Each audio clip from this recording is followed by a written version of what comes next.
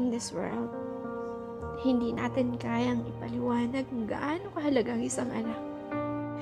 Siya yung lakas mo. At siya yung dahilan kung bakit nananatiling matatag ang isang ina o ang isang magulang pa.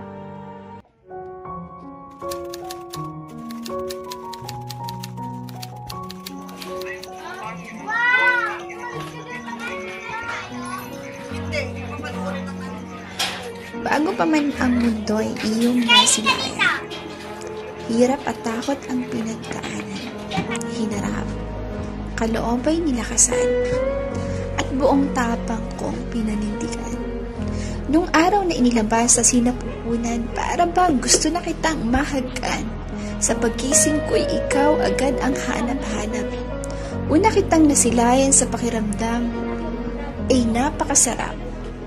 Kakaiba ang nararamdaman habang ika'y aking hawak-hawak.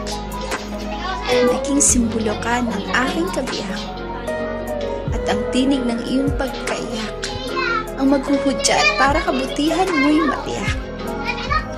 Oras, atensyon, sa'yo lahat inilaan. Araw-araw kitang inaalagaan. Ibinigay lahat ng iyong pangangailangan. At minuto kitang sinusubaybayan. Ako'y laging nasa iyong tabi, mula sa unang pagbigkas ng iyong mga labi, sa unang paghakbang ng iyong mga paa, kasabay ng iyong nalaangyan na pagtawa, hanggang natuto kang makisalamuha sa iba. Tinutulungan kitang bumangon sa oras na madapa ka. Laging nakagabay sa lahat ng iyong ginagawa at di nagkukulang na ipaunawa ang mabuti sa masama. Kasabay sa iyong pagkabata. Hindi tiyak na lait-laitin ka ng iba. Lumaban ka sa paraang tama. Maging mabuting modelo ka sa iba. Dahil bilang isang ina, masakit sa akin na makita kang lumuluha. Bilang isang ina, mabigat sa kalooban kung makita kang nahihirapan ka.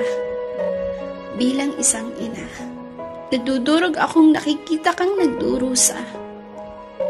At bilang isang ina, walang ibang hinangad kundi mapabuti ka.